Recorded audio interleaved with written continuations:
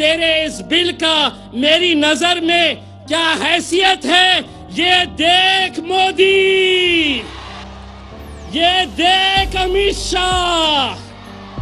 शुक्रिया अदा करते हैं नरेंद्र मोदी साहब आपका कि इस बिल के जरिए आपने हमें मुत्तहिद करने का काम किया है, हमें एक प्लेटफॉर्म के ऊपर लाने का काम किया है। हमारे अध्यक्ष ने कितना अच्छा भाषण दिया, अब तुमको जाना पड़ेगा यहाँ से मुल्क छोड़कर। मैं बोला तेरे अध्यक्ष ने तो भाषण दे दिया है, अब मेरे अध्यक्ष का भाषण सुन। अब केस भी नहीं होता और अगर बनाना भी चाह रहे हैं तो बाबा जी का ठुल्लू मिलने वाला है। बड़ी खुशी की बात यह है कि आज पूरे मुल्क के अंदर जहां जहां पर भी CAA, NRC, NPA के खिलाफ एहतजाजी जलसे हो रहे हैं, वहां पर सरों का समंदर देखने को मिल रहा है। मैं सलाम करता हूं गुलबर्गा के हमारे नौजवानों का, बुजुर्गों का, साथियों का। इतनी सारी भीड़ तो इकट्ठा करने के लिए औरों को 300-300 रुपये में लाना पड़ता है, और हम है कि हम अपने जेब से पैसा खर्चा करके यहाँ पर आए हैं। एक पैगाम देने के लिए आए हैं इस मुल्क के वजीर आजम को। अभी अभी हमारे एक दलित भाई ने कहा कि आने वाले वक्त के अंदर असद साहब वजीर आजम होंगे और वो गृह मंत्री होंगे। साहब हमारे लिए भी कुछ जगह है क्या? नहीं है? एक आध पद हमें भी दे देना। मैं सिर्फ आप लोगों का ये कहने के लिए आया हूं कि आज जो सोचा गया था, जब ये बिल लाया गया था, तो उनकी साजिश ये थी, उनकी सोच ये थी कि ये बिल लाने के बाद ये मुल्क बिखर जाएगा, ये मुल्क टूट जाएगा। लेकिन हम शुक्रिया अदा करते हैं नरेंद्र मोदी साहब आपका कि इस बिल के जरिए आपने हमें मुत्तहिद करने का काम किया है, हमें एक प्लेटफॉर्म के ऊपर लाने का काम किया है। आप सोच कुछ और रहे थे, हो कुछ और गया है। मैं पार्लियामेंट के अंदर उस दिन मौजूद था जब सिटीजनशिप अमेंडमेंट बिल लाया गया था, और आप देखते होंगे कि अब पार्लियामेंट के अंदर हम 2 MPs हैं, लेकिन मुझे जहां बिठाया गया है वो पूरे भाजपा के MPs जितने हैं उनके बीच में बिठाया गया।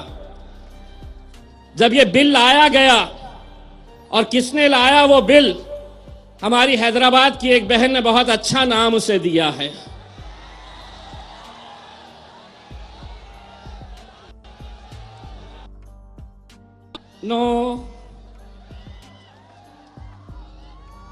हमने कहा मोदी ये मुल्क तुम्हारे। मैं बोला तो केस होता, मैं आधा बोलूंगा, आधा आप बोल लेना। मोदी ये मुल्क, अब केस भी नहीं होता और अगर बनाना भी चाह रहे हैं तो बाबा जी का ठुल्लू मिलने वाला है उसके अंदर। कितना लड़ेंगे, कितना इंतजार करेंगे? असद भाई साहब से तो हम ये इल्तिजा करना चाह रहे हैं कि आज आप ये ऐलान कर दो कि मोदी जी लाओ, आप CAA लाओ, NRC लाओ, NPA लेकर आओ।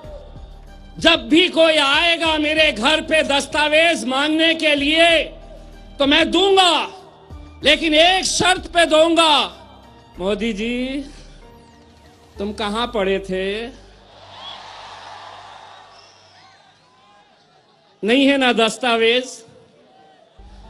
इतना ही नहीं, मैं दूंगा दस्तावेज अगर मोदी जी आप ये बताए कि आखिर ये चाय आप बेचते कहां थे, कौन पिया है आपके हाथ की चाय?